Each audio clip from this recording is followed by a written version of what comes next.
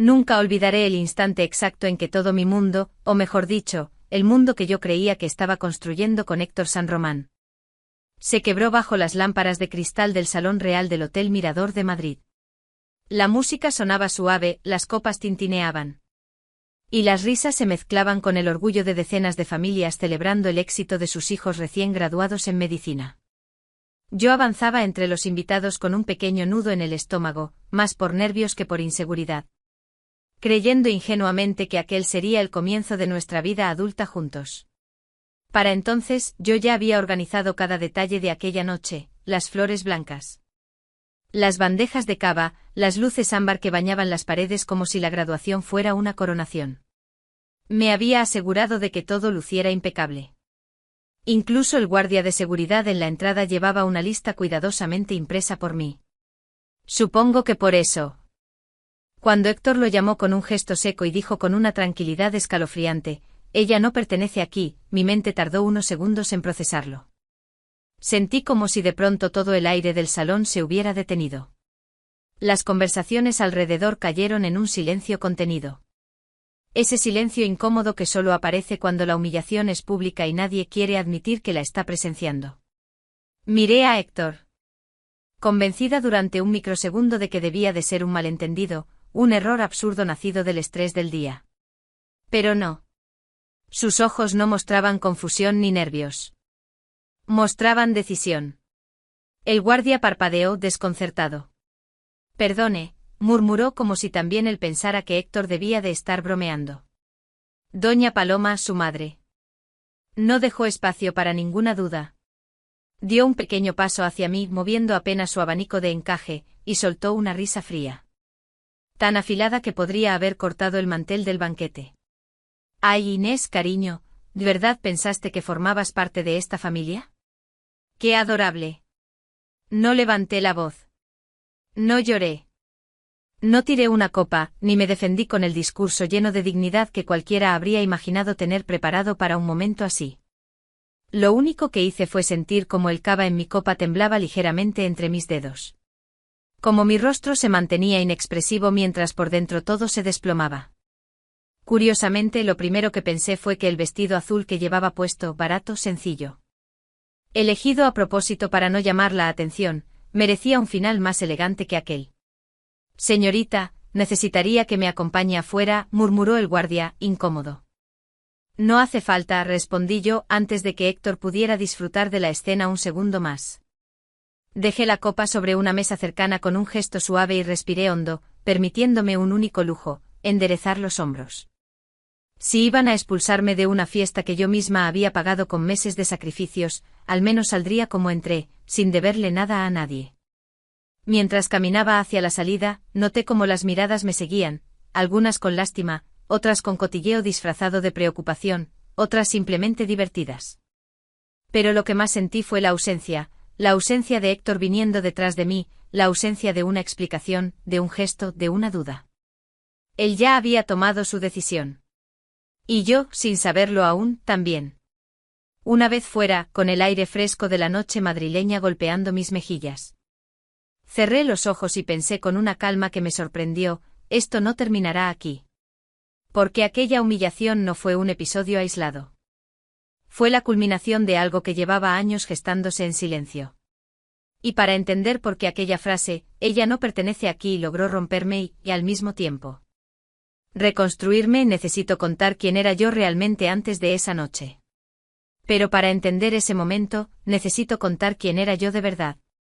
La verdad es que nadie en el Hospital Gregorio Marañón habría imaginado jamás que yo provenía de una de las familias inmobiliarias más influyentes de Madrid. Para todos ellos, yo era simplemente Inés Calderón, la administrativa que llegaba siempre puntual, que almorzaba en la terraza del hospital con tupers reutilizados, que llevaba el mismo par de zapatos durante 3 inviernos seguidos y que decía, «no pasa nada», cuando tocaba cubrir horas extra. La chica que sabía estirar un sueldo modesto hasta límites casi matemáticos.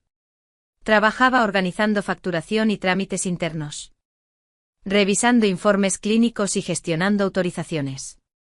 Un trabajo invisible para la mayoría, repetitivo y mal pagado. Pero perfecto para alguien que quería esconderse a plena vista.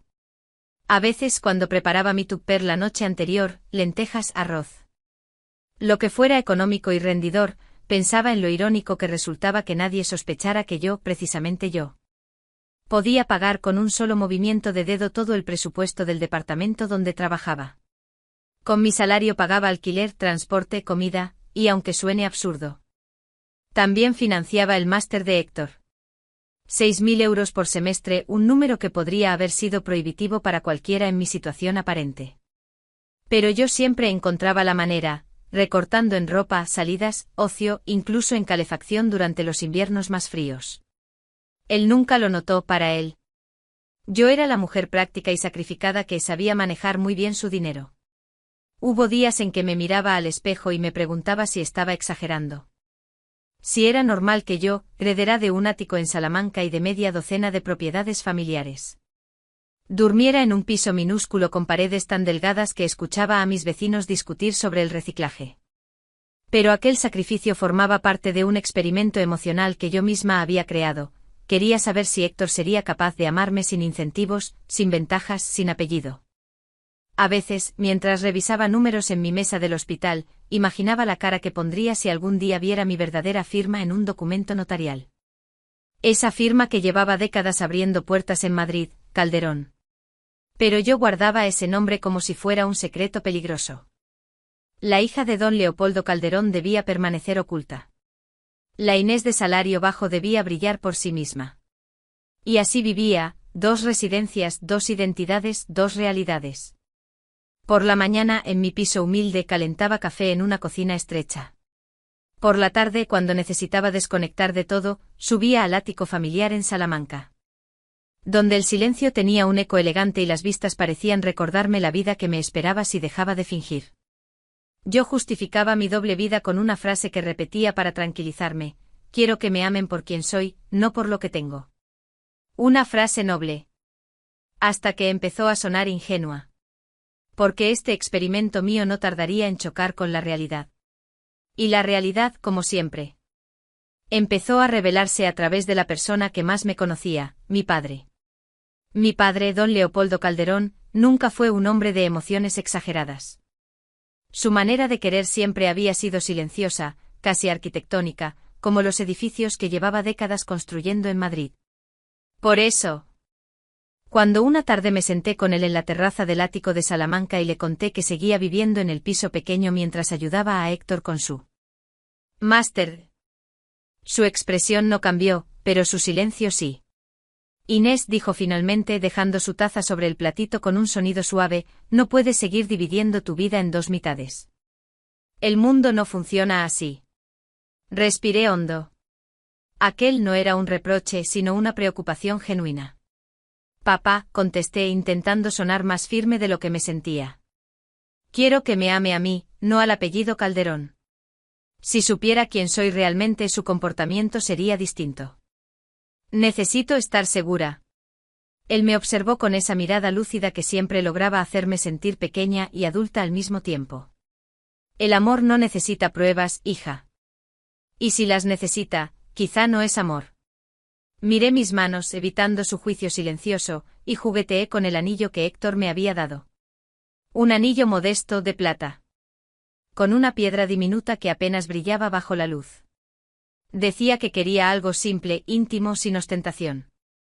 Y yo, empeñada en creer en su romanticismo, lo acepté como si fuera un tesoro. Mi padre no hizo comentarios cuando se lo mostré por primera vez, pero la forma en que alzó una ceja lo dijo todo. Aún así seguí defendiendo a Héctor. Quizá porque me aferraba a la versión de él que yo quería ver, no a la que existía. Pero las señales empezaron a aparecer. Primero, llegó tarde una noche con un aroma dulce y sofisticado que no era mío. Un perfume que no correspondía ni a la hora ni a la excusa que me dio. Me habló de un turno extendido, de un caso complicado. Mientras yo intentaba ignorar que su camisa parecía recién planchada, no desgastada por horas de hospital. Luego vinieron las contradicciones en sus horarios. Decía que iba a estudiar a la biblioteca de la facultad. Pero una tarde que pasé por allí para sorprenderlo, una tontería impulsiva que ahora me alegra haber tenido, encontré las puertas cerradas por mantenimiento. Le escribí: preguntando si estaba dentro y respondió que sí, concentrado. No mencioné la mentira, preferí guardar silencio y observar. Y poco a poco. Los pequeños detalles fueron acumulándose, como hojas secas que anuncian que el verano ya no está. Mi padre, por supuesto, lo percibió antes que yo. Ten cuidado. Hija, murmuró en una llamada días después. A veces el instinto habla antes que la mente. Yo asentí, aunque intentaba no darle la razón. No lo supe entonces. Pero sería solo el comienzo. El recibo apareció por casualidad, como suelen hacerlo las verdades que uno intenta ignorar. Estaba en el bolsillo interno de la chaqueta de Héctor. Asomando como si quisiera ser encontrado. Un ticket del Mirador de Recoletos, un restaurante donde un menú para dos costaba más que mi salario semanal. Fecha, jueves por la noche. Horario, exactamente cuando él me aseguró que estaba en un grupo de estudio preparando un examen de cardiología. Tardé varios segundos en procesarlo. El total ascendía a 157 euros, claramente una cena para dos. Mi garganta se cerró pero no dije nada. Lo guardé de nuevo exactamente donde estaba. Si algo había aprendido en aquella etapa de mi vida era que el silencio, bien administrado, podía revelar más que cualquier confrontación. Al día siguiente. Héctor volvió a quejarse del piso. Este lugar es demasiado pequeño, Inés. No sé cómo puedes vivir aquí. Si buscaras algo un poco mejor, incluso con tu sueldo. Seguro que se puede. Su tono no era una sugerencia, era una presión envuelta en una sonrisa condescendiente. Yo lo observé intentando recordar cuándo fue la última vez que aquel piso le había parecido acogedor. Probablemente cuando aún veía en mí a una mujer útil. No a un obstáculo. Es lo que puedo permitirme, respondí con calma, manteniendo mi papel. Él negó con la cabeza como si yo estuviera fallando en un examen invisible. Las grietas continuaron extendiéndose días después, durante un evento en el hospital.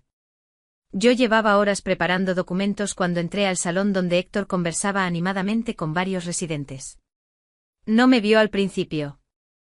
Escuché cómo presumía del esfuerzo que hacía para mantenerse durante el máster, cómo hablaba de su vida de sacrificios.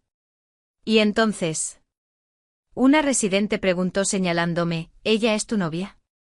Él soltó una pequeña carcajada incómoda. Ah, no, es mi compañera de piso. La frase me atravesó de lado a lado.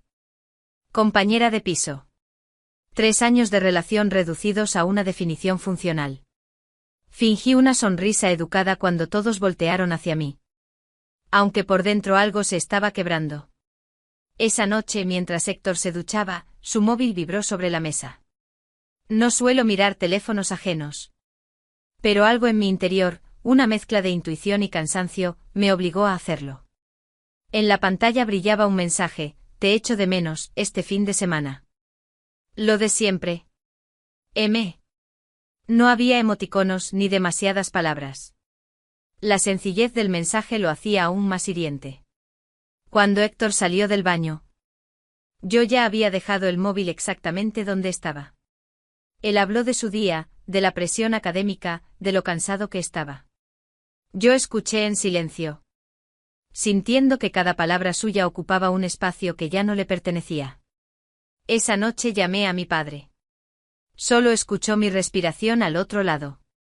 Inés. ¿Qué ocurre? Tragué saliva. Aún no podía decirlo. Aún no tenía todas las piezas. Papá, lo que necesito averiguar la verdad. Y esa fue la primera vez que admití, aunque de forma velada, que algo dentro de mí estaba cambiando irrevocablemente. No recuerdo haber dormido aquella noche. Mi mente iba y venía como una cinta rota. Repitiendo la misma pregunta, ¿quién es M? No tenía pruebas suficientes para enfrentar a Héctor, y en el fondo sabía que una discusión solo le daría espacio para mentir mejor. Así que llamé a la única persona que nunca había dudado de mí, mi padre. No le di detalles. Solo dije, papá. Creo que necesito que alguien averigüe unas cosas para mí. No hubo silencio, no hubo cuestionamientos, solo un breve, déjamelo a mí.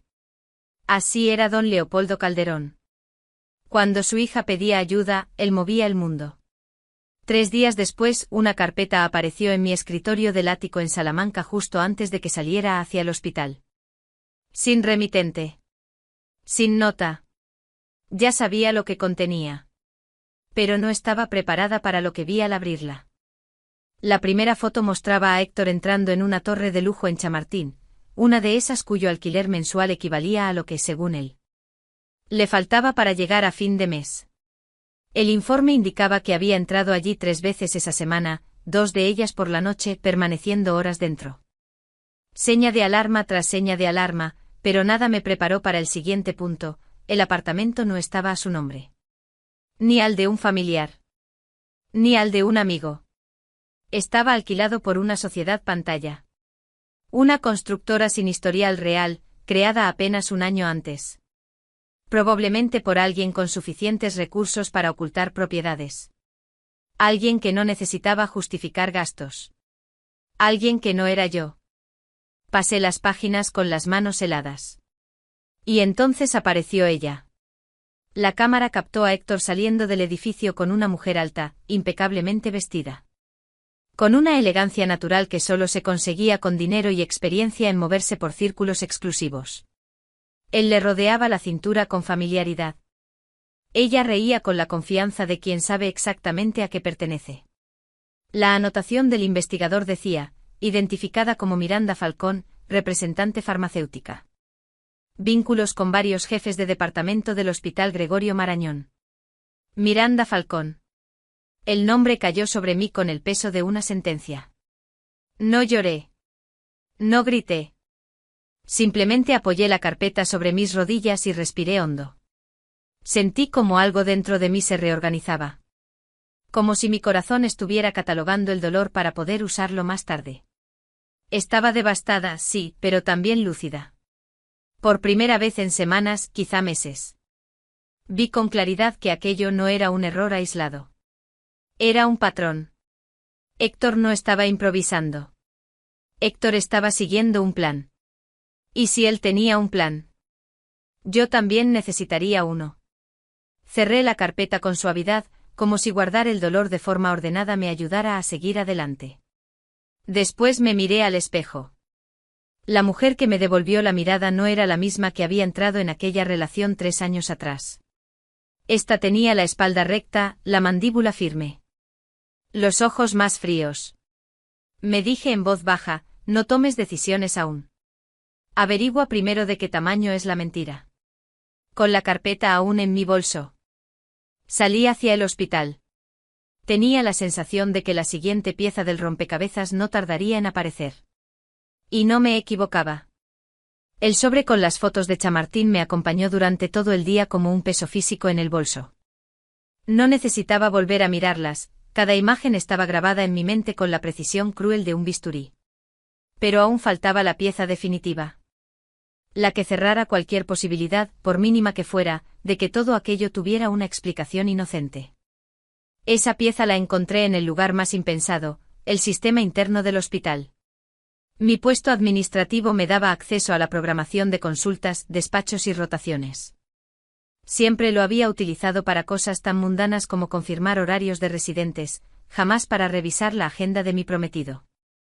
Pero aquella tarde, mientras la oficina se vaciaba y el silencio del Gregorio Marañón se hacía más denso, mis dedos comenzaron a teclear casi por sí solos. Tecleé su nombre. Listé sus turnos de los últimos 4 meses. Y allí estaba. Todos los jueves de 4 a 5 figuraba una cita recurrente en un despacho privado de la planta este. No era consulta externa. No era rotación. No había notas. Solo un nombre: paciente, Miranda Falcón. Me quedé quieta. El aire pareció espesarse alrededor. El sistema pedía una clave especial para acceder al historial clínico, y aunque yo tenía permisos avanzados, no los suficientes. Lo que sí podía ver era la ubicación, un despacho que se usaba exclusivamente para reuniones privadas con personal externo de la industria farmacéutica. En otras palabras, no tenía ninguna razón médica para estar allí. Salí del sistema con el corazón acelerado. No necesitaba más confirmación, pero aún así busqué más. Entré en redes sociales. Primero LinkedIn, luego Instagram. El perfil de Miranda era el de una mujer acostumbrada al glamour corporativo, cócteles, rooftops. Eventos médicos patrocinados. En la mayoría de fotos estaba sola o con grupos grandes, pero en una publicación capturada en un bar de Azca 2 semanas atrás. Un detalle me paralizó. Una mano masculina descansaba en su espalda baja, apenas visible en el borde del encuadre. La mano. Y el reloj. Un reloj plateado con una pequeña muesca en la correa, exactamente donde Héctor la había golpeado contra una barandilla meses antes. Un reloj que él juró que era réplica barata. Pero que yo sabía que costaba más de lo que yo ganaba en 2 meses. No sentí rabia. No sentí tristeza. Sentí claridad. Una claridad tan absoluta que me dolió. No era la primera. Y no sería la última. Cerré el móvil. Tomé aire. Había otra verdad que debía enfrentar, una que probablemente no me gustaría, pero era necesaria. Si Héctor tenía un patrón, había más mujeres antes que yo. Recordé un comentario suelto de una compañera del hospital: Teresa Aguilera estuvo muy mal después de salir con él, y también el nombre que oí en Recursos Humanos meses atrás. Ariadna Soler. Aquella historia terminó fatal. No eran rumores. Eran advertencias que no escuché. Me levanté de la silla. Ya sabía cuál sería mi siguiente paso. Buscar a las que habían vivido lo mismo que yo. La transición estaba hecha, el dolor se estaba transformando en estrategia. Buscar a Teresa Aguilera fue más sencillo de lo que esperaba. La conocía de vista del hospital, siempre amable, siempre eficiente. Pero con esa especie de reserva en la mirada que solo aparece cuando alguien ha sobrevivido a algo que prefiere no volver a nombrar. La cité en una cafetería discreta cerca de Diego de León. Cuando llegó supe de inmediato que me había reconocido, sus ojos hicieron un gesto casi imperceptible. Mezcla de pena y advertencia. Inés, ¿verdad? La prometida de Héctor San Román. Asentí. No quise rodeos. Necesito entender. ¿Qué pasó contigo? Ella dejó la taza sobre el plato con un pequeño temblor. No te voy a mentir. Me sorprendió que tardaras tanto en buscarme. Sus palabras fueron un golpe silencioso. ¿Cuánto te pidió?, preguntó sin suavidad. No había rencor, solo franqueza. 6.000 euros por semestre. Más pequeñas emergencias. Ella soltó una risa amarga. A mí me sacó casi 30.000. Y cuando empecé a sospechar, cuando dejé de pagar. Me convirtió en la ex loca. Afirmó que yo le acosaba. Que inventaba historias porque no aceptaba que él me había dejado. Se llevó las manos a la frente mientras hablaba. Lo peor no fue el dinero. Fue que en el hospital algunos le creyeron. Perdí oportunidades. Tuve que pedir traslado a otro centro. Y eso no se hace por despecho.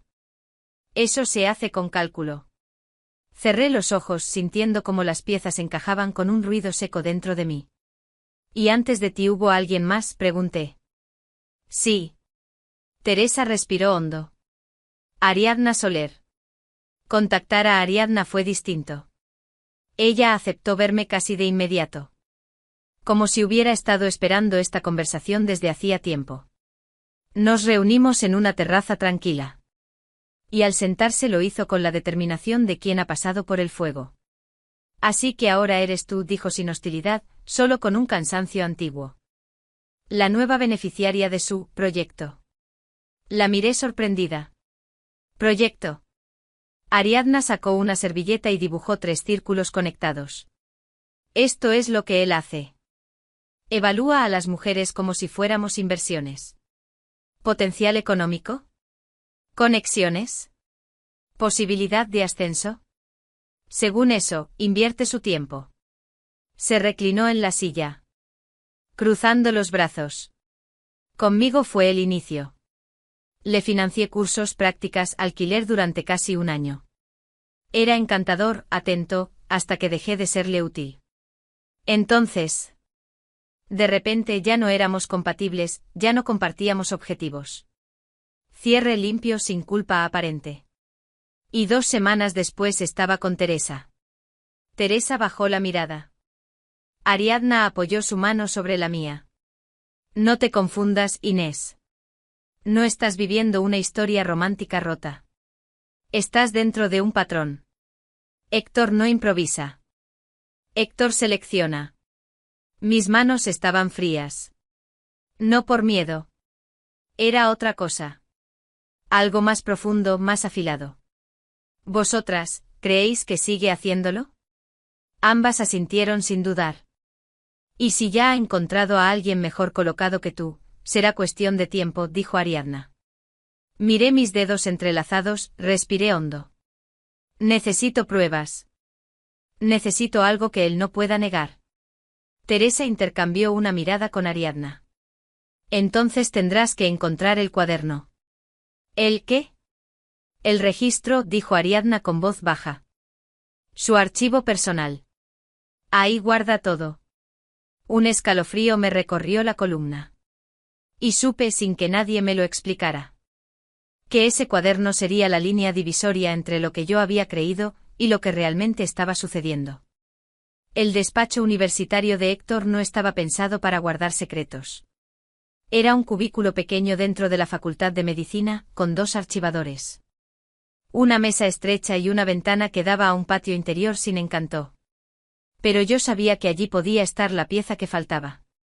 Teresa y Ariadna habían coincidido en algo, el cuaderno existe. Entré una tarde cualquiera, justo antes de que cerraran el edificio. Nadie cuestionó mi presencia. Al fin y al cabo, todos conocían a la novia entregada, que aparecía con tupperso con algún recado para Héctor. Ironías de la vida. Encendí la lámpara del escritorio. Abrí los cajones superiores, folios en blanco, rotuladores, manuales de anatomía. Nada. Pero el cajón inferior estaba cerrado con llave. Me quedé inmóvil unos segundos pensando. Héctor siempre escondía una copia de las llaves en los lugares más absurdos, detrás de libros, dentro de tazas, bajo objetos que consideraba nunca se moverán. Y allí estaba, una llave diminuta pegada con cinta adhesiva en la parte inferior del archivador. La introduje con suavidad. Clic, el cajón se abrió. Dentro. Un único objeto, un cuaderno de tapa negra, grueso, sin título. Sentí un escalofrío incluso antes de tocarlo, como si supiera que en esas páginas encontraría la verdad desnuda. Sin maquillaje emocional. Lo abrí. Lo que leí no se parecía a nada que hubiera imaginado. Perfiles financieros. Evaluaciones personales. Cálculos. Cada página llevaba el nombre de una mujer. Ariadna Soler, potencial económico, medio. Aportes realizados, cursos preparatorios, alquiler, matrículas. Duración estimada de utilidad, 12 meses. Motivo de cierre, límites financieros alcanzados. Teresa Aguilera, potencial económico, medio alto, horas extras, turnos nocturnos. Aportes realizados, alquiler, manutención, matrículas. Motivo de transición, sospechas crecientes, bajo retorno emocional. Pasé a la sección siguiente. Inés Calderón, potencial económico, alto. Estabilidad emocional, excelente. Bajo nivel de cuestionamiento. Capacidad de aporte, 6.000 euros por semestre y gastos recurrentes. Retorno de inversión esperado, apoyo económico continuo, contactos administrativos en el hospital, posibilidad de influir en adjudicación de Plaza Mir. Me ardieron las mejillas. Tuve que dejar el cuaderno unos segundos para respirar. Pero seguí. Había incluso gráficos. Proyecciones. Notas sobre mis supuestos límites psicológicos. En la parte inferior de la página, timeline, 80% completo. Mantener relación hasta confirmación de Plaza Mir. Transición prevista Miranda Falcón después del nombramiento. Cerrar vínculo con Inés alegando incompatibilidad de objetivos. El aire salió de mis pulmones como un golpe seco. Ahí estaba. El plan. Frío, calculado, quirúrgico. Yo no era una persona. Era una columna en una hoja de cálculo. En la última sección. Encontré algo aún más escalofriante, una tabla con todas nosotras, como si fuéramos activos financieros. Importes, duración, ROI, riesgos, estrategia de salida. Y al final. Una frase que borró cualquier rastro de ingenuidad que pudiera quedar en mí. Objetivo final: consolidar perfil profesional mediante inversión emocional estratégica. Cerré el cuaderno con un movimiento lento. Casi ceremonioso. El dolor estaba allí, por supuesto. Afilado, punzante. Pero algo en mí estaba cambiando. La fragilidad dio paso a una calma distinta. Una claridad que heredé de mi padre y que solo se activaba cuando la traición alcanzaba un nivel concreto. Lo entendí sin necesidad de verbalizarlo. Si Héctor San Román había tratado mi vida como un proyecto, entonces yo trataría su futuro como un expediente Calderón. Guardé el cuaderno en su sitio, dejé la llave como estaba y salí del despacho sin que nadie me detuviera.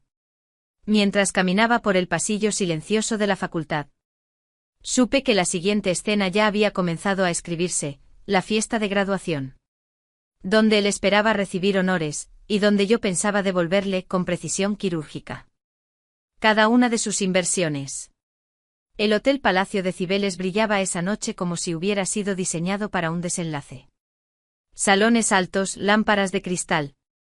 Columnas de mármol iluminadas por una luz cálida que hacía parecer que todo era perfecto. Nadie imaginaba que la fiesta que celebraba la graduación de Héctor había sido organizada, financiada y orquestada por mí. Usé 3 empresas pantalla, todas vinculadas indirectamente a mis sociedades familiares, para evitar cualquier rastro del apellido Calderón. Ni Héctor ni doña Paloma tenían idea de que cada copa de cava, cada arreglo floral y cada camarero contratado estaba allí gracias a mí. Irónico. Teniendo en cuenta que ellos se encargarían de borrar mi existencia esa noche. Llegué con un vestido simple, coherente con la imagen que llevaba años manteniendo. La sala estaba llena de médicos, residentes, profesores, todos celebrando el que para muchos sería el primer gran paso en la vida profesional de Héctor San Román. Él me vio desde lejos, pero no se acercó. Doña Paloma, impecable en su sobriedad burguesa, lo tomó del brazo y se movieron por el salón como si fueran la realeza sanitaria de Madrid. 2 veces intenté acercarme, 2 veces desviaron el rumbo antes de que pudiera alcanzarlos.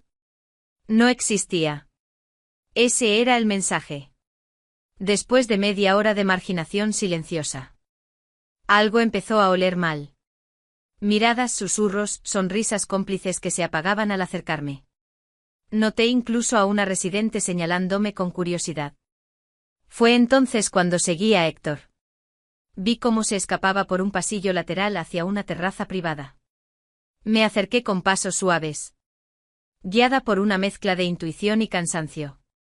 Me oculté detrás de una columna, y lo escuché hablar con la mujer que conocía mejor que nadie, su madre.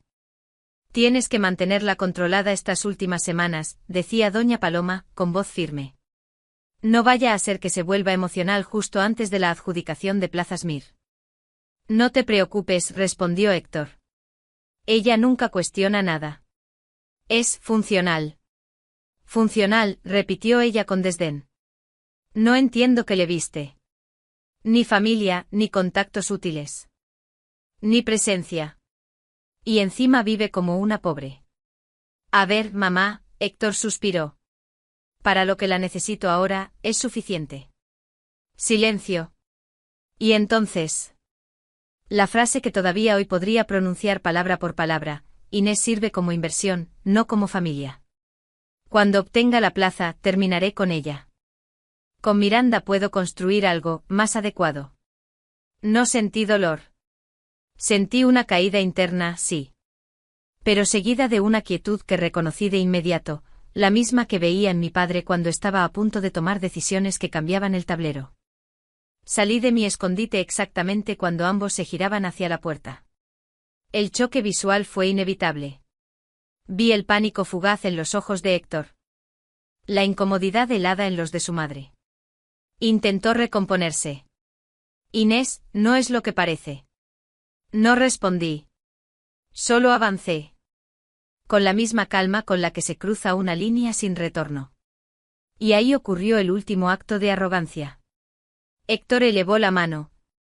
Llamó a un guardia de seguridad y con un tono frío profesional, que nunca había usado conmigo, pronunció: ella no pertenece aquí. Por favor, acompáñela afuera. Las risas de doña Paloma se clavaron en mis oídos como cristales rotos. El guardia dudó mirándome confundido. Yo le sonreí con suavidad. No hace falta. Ya me voy. Regresé al salón sin prisa, sintiendo que cada paso dejaba una huella más profunda que la anterior. Me detuve junto a la copa de champán de Héctor. Levanté mi mano y observé el anillo que llevaba tanto tiempo engañándome. Lo dejé caer dentro de la copa. Clink. El sonido se expandió como un latigazo. Felicidades. Doctor San Román, dije con una voz que ya no era la suya. Le deseo exactamente el futuro que merece. Y me marché. No corrí. No temblé. No lloré. Las lágrimas pertenecerían a otra noche. Aquella era la noche de mi ruptura. Y también, aunque aún no lo sabía del todo, de mi renacer. No conduje hacia mi piso humilde después de abandonar la fiesta. No tenía sentido. Esa vida, ese disfraz, esa versión disminuida de mí. Había muerto en el momento exacto en que dejé caer el anillo dentro de la copa de Héctor. Tomé la M30 en silencio, sin música, sin lágrimas, sin rabia. Solo una claridad helada. Cuando llegué a mi ático en Salamanca, el portero me saludó con el respeto que había olvidado que pertenecía a mi apellido. Buenas noches. Señorita Calderón. Buenas noches, José, respondí. Y fue la primera vez en 3 años que decir mi verdadero nombre me devolvió aire a los pulmones. Entré en casa y encendí todas las luces. El mármol blanco, los ventanales, las obras de arte que había comprado en mis años en Londres.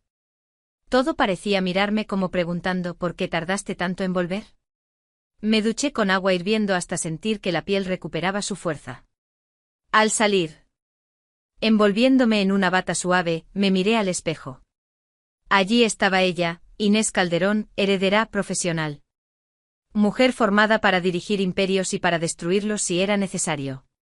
La mujer que Héctor jamás quiso conocer. Tomé el móvil. Llamé al único hombre que siempre había visto en mí lo que realmente era. Papá.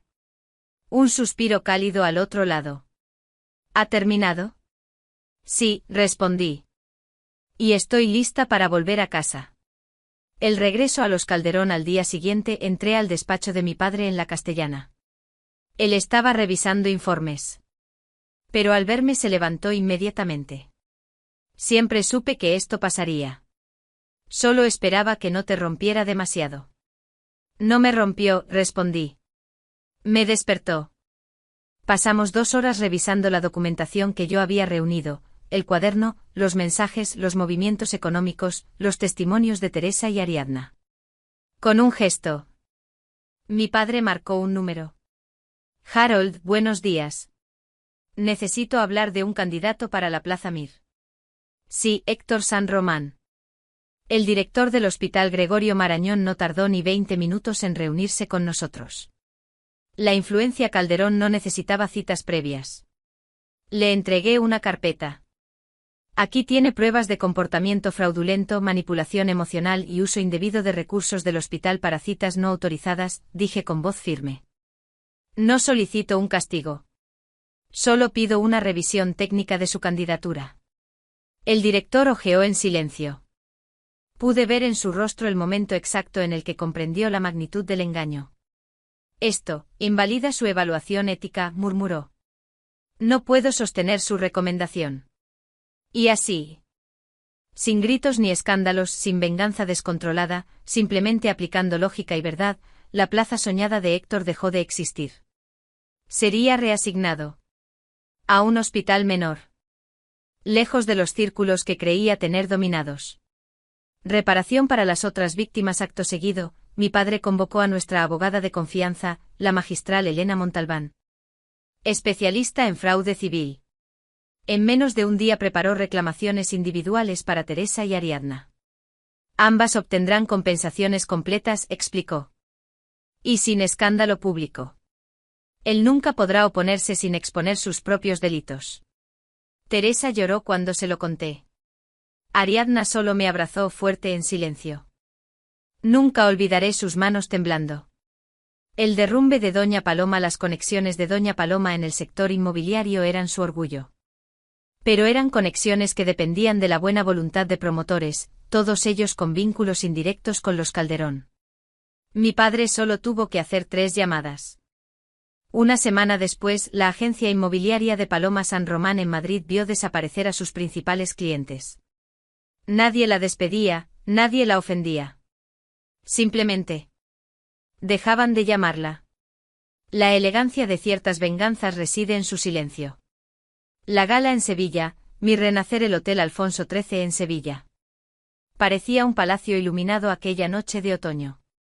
Asistí como nueva directora financiera de la Fundación Calderón, un cargo que mi familia llevaba años esperando que aceptara. Vestía un traje de noche azul oscuro que contrastaba con las columnas blancas del salón. El murmullo de los invitados se interrumpió cuando entré, no por mí, sino por la figura que apareció segundos después, Héctor. Traje alquilado. Mirada rota. Sombra del orgullo que alguna vez ostentó. Cuando nuestros ojos se encontraron, vi el instante exacto en que su mente reconstruyó todo, mi doble vida, mi apellido, mi influencia, y lo que realmente había perdido. Se acercó un paso. Como si aún pudiera decir algo que corrigiera el guión. Yo me limité a mirarlo con una calma tan pura que lo desarmó. Inés, no, lo interrumpí suavemente. Ya no tienes acceso a esa parte de mi vida. Él tragó saliva. No sabía quién eras. Ese fue tu error, respondí. Pensar que conocer mi apellido te habría salvado. Nunca entendiste que lo único que necesitabas era no tratarme como una inversión. Lo dejé allí, en medio del salón, rodeado de personas que ahora sabían exactamente quién era él. Yo avancé hacia el estrado con una serenidad que jamás había sentido. Mensaje final / reflexión hoy, mirando hacia atrás, entiendo algo fundamental, la dignidad no se negocia. El amor propio no se presta. Y la bondad jamás debe confundirse con ingenuidad. A veces la justicia no necesita gritos ni venganza desbordada. A veces basta con dejar que la verdad haga su trabajo, y que cada quien caiga por el peso de sus propios actos. Yo renací la noche en que descubrí que no pertenecía a su mundo. Y entendí con absoluta claridad que no era yo quien estaba fuera de lugar. Eran ellos.